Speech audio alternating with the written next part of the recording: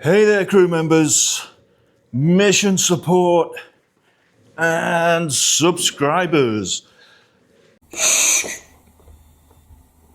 Another quick touchdown here at the headquarters of Mr. Trek. Got the 1/25th scale bridge laid out in front of me. Of course, on this table in the previous video, we had the secondary hull with the temporary saucer section on it, which is now over there because this table, as you can see, oh wow, I mean, this is just something else. It really is. I mean, I can spin around and work on all sides of the model, with it. When I was in the apartment building it, and every time I wanted to film another side or another angle, I had to take everything off the table, turn it all around, put it. Oh, it was just a long kind of tedious thing. So this is just freeing up like a huge amount of energy for me and a huge amount of enthusiasm. So yeah, the 1/25th scale, kind of rough mock-up of the bridge. This is actually a model that I did quite a few videos back now, about 6 or 7 months, even a year ago, where I show the development of this bridge model. But I've just set it up. I'm going to put that over there in a minute. And then I can bring both the nacelles over here and just have so much space to finish those nacelles with a clear headspace. Because, working on this, headspace is just almost 100% essential. Like I said, back in the apartment, I'm stepping over things. And then when me and my girlfriend, we wanted to have dinner, so I had to clear all the models off the table because that was the dinner table that I was working on.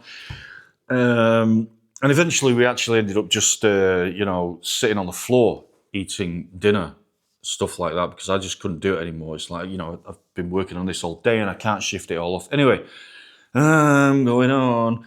So both the nacelles, and I've got something really, really cool to show you about those nacelles. I'm going to show you now. And it's to do with the lighting effect. Let me just go and get one of those, the nacelle here. So, okay, so this is 1/100th scale. Just going to take the bridge off and put it over there. Dun, dun, dun, dun. Bridge is moving over here. Dun, dun, dun, dun. Few chairs fell over. Classic Star Trek style there. Okay, let me show you. So this is the 1/100th scale nacelle, which you've seen before, with that really nice detail coming on the inside. And I've temporarily stuck one of the Buzzard collectors. I'm not even sure if they're called Buzzard collectors in the original series. I think that might have arrived with TNG. But anyway, just for the sake of it, okay, dome caps, Buzzard collectors, whatever you call them. So, as you know, I got 2 of these custom made by our ambassador in Toronto. But the thing that I want to show you is, like, I've really been searching a long time for a lighting effect in these caps, and I know in a lot of the smaller models that we get, we have that kind of effect where there's like a spinning disc inside. And I'm not even sure if that was on the original filming model, the actual filming model of the series, but it just looks like something, spinning with LEDs in it. And I know there was all that stuff, people have kind of informed me since that in the original filming model, there was like broken glass inside with different coloured lights, and it was all reflected off. And that's actually the effect that I remember. I don't remember this kind of spinning wheel thing. I remember it being just like a random glowing effect, which for me was more realistic. It really gave me the impression that there was some heavy quantum energy stuff going down in those nacelles. Anyway, let me show you this. And as you know, with these touchdowns, I'm kind of going raw. I'm coming at you unedited, really. So so I was shopping yesterday for some food in the supermarket, and I saw these things in there. And what these things are is it's Halloween soon, as you know. And what they are is they're kind of like woo, ghosts. Oh, cat's paw. Captain Kirk. Captain. Enough of that. So these are, funky little fun ghosts. So, I went in typically, as I do in these places, and instead of buying one or two, I bought them all. And the reason I bought them all is, like, originally I bought one, and it was to have some fun at Halloween by hanging one of those outside the window, like on a string down at, because I live on the, I think, third floor, down at street level, as people are walking past. Just a bit of fun, really. But anyway, inside these, to make them a little bit more, I don't know, spooky or something, is these things here. So it simply goes inside there like that, and it gives kind of a lighting effect, which personally I think that is totally unrealistic as a ghost. And I thought, okay. And instead I'm going to put like my own torch in there, which looks more realistic. It's all white and it doesn't flash on and off and that kind of thing. And so I thought, okay, that was fun. But then I'm sat there and I've got this thing going on and off. And then I thought, because it's like blue, red, and then it flashes, and I don't like that. I like the slow. But then I thought, hey,